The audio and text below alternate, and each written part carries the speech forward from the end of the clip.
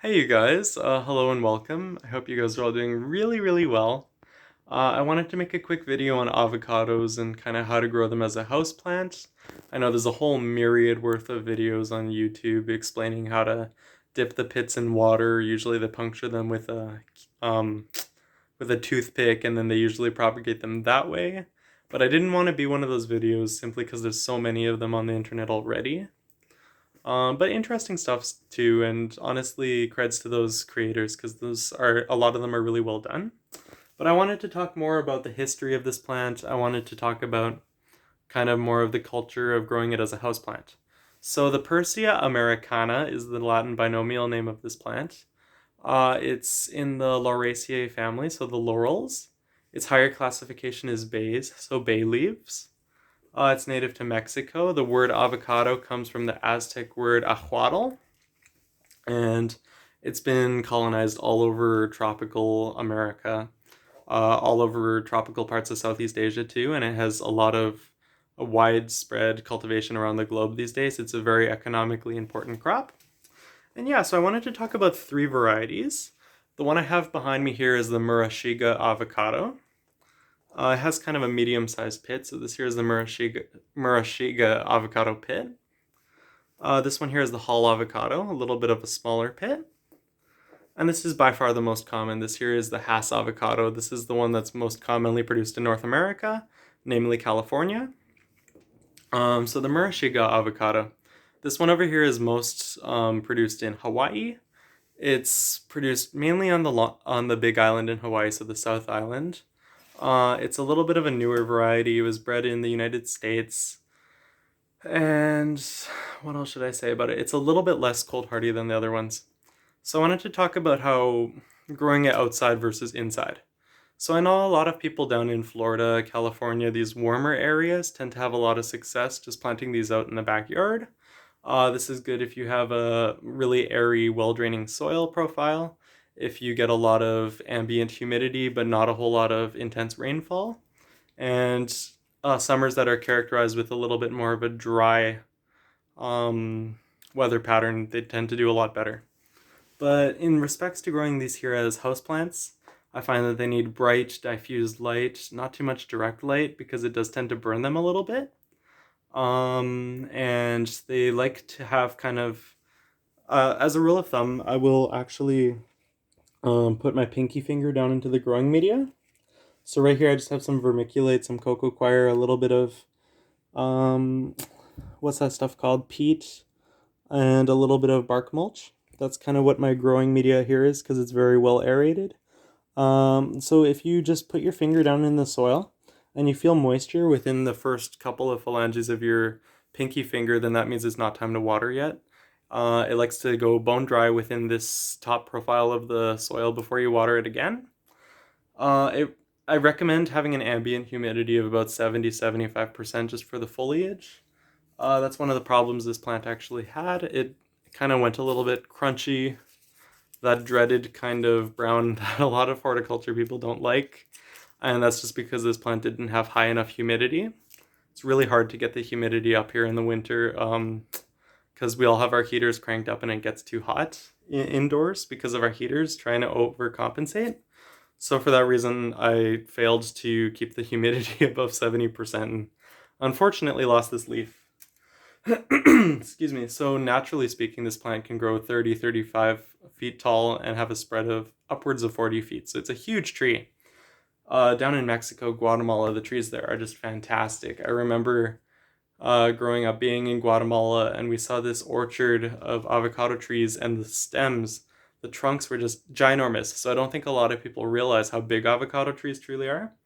But they're quite slow growing in an indoor setting, and I think it's more feasible and approachable to expect them to grow to about 8 or 9 feet tall with a pretty minimal spread. They're quite slender, and I'll talk about that now too. Actually, first I'll talk about pests. So if you like a more compact plant, you're gonna have to deal with fungus knots. I recommend putting a bit of cinnamon on top of the soil layer that kind of subdues them.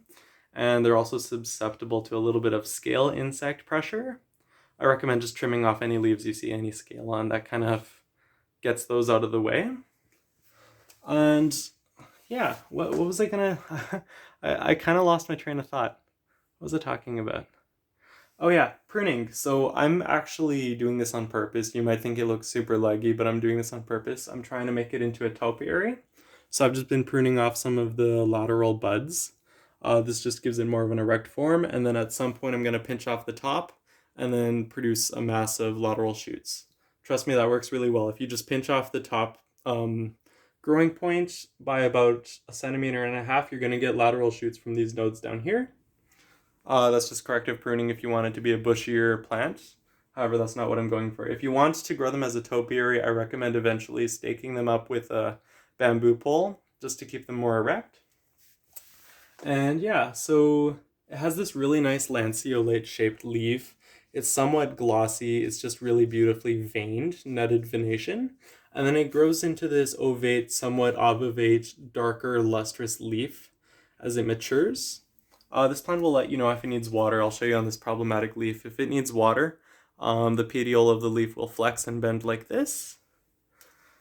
And what else should I say? So yes, bright light.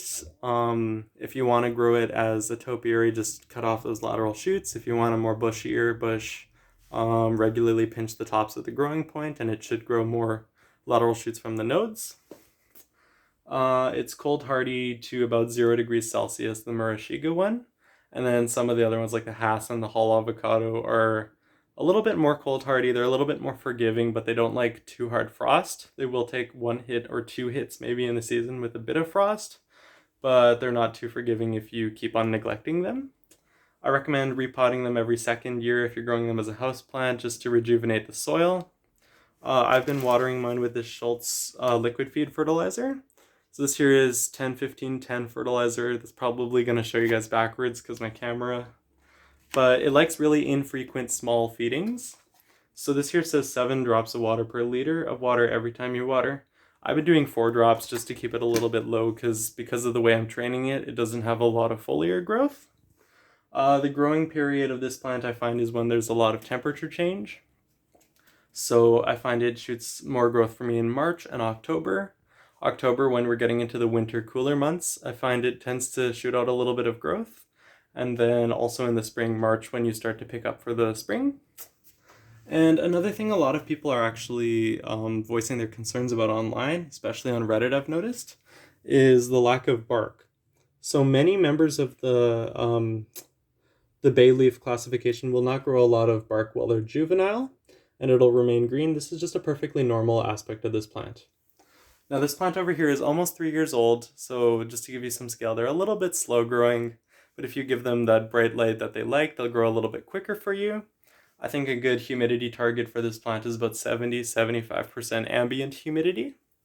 I have this guy next to a humidifier. I recommend putting a pebble of, excuse me, a pebble of, or a tray of wet pebbles underneath it just to up the humidity a little bit. Then you're not going to get that unsightly crispy browning that I unfortunately got. Yeah.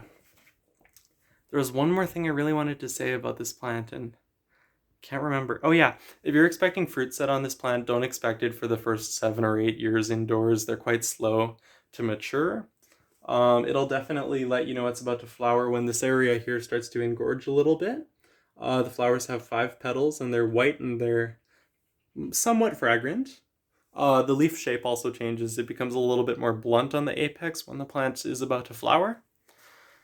And you do need a male and a female plant to set fruit. And what else should I say about this plant? If you're growing them in a much warmer area like Arizona, California, Florida, Alabama in the south, expect fruit in about 4 or 5 years, sometimes 3 years if you're really lucky. It's a little bit more fast-paced. If you don't want to grow it as a topiary, you want it to be a little bit more bushy, you might have a little bit more success in earlier on fruit set. Fruit set of this plant tends to be around September. That changes and varies given variety, but for the Murashiga one, I've noticed that's about September. And yeah, usually the fruit are born singly, but sometimes in pairs. And yeah, so that's kind of all I wanted to say. Bright indirect light, high humidity. Let it go almost bone dry between waterings, and you should have a good houseplant. Stay blessed, you guys. Thank you for watching. I know I talked so much in this video, but I just had so much information I wanted to say. And yeah, thank you if you sat through that. It really means the world to me, and thank you for the support. And you know what? Just thank you for being there. I really appreciate it. Let me know what you guys want to see in the future. I have so many different plants I want to talk about, but I want to keep this interesting for you guys. So that's very important to me, yeah. So have a good day, you guys. Stay blessed. And until next time.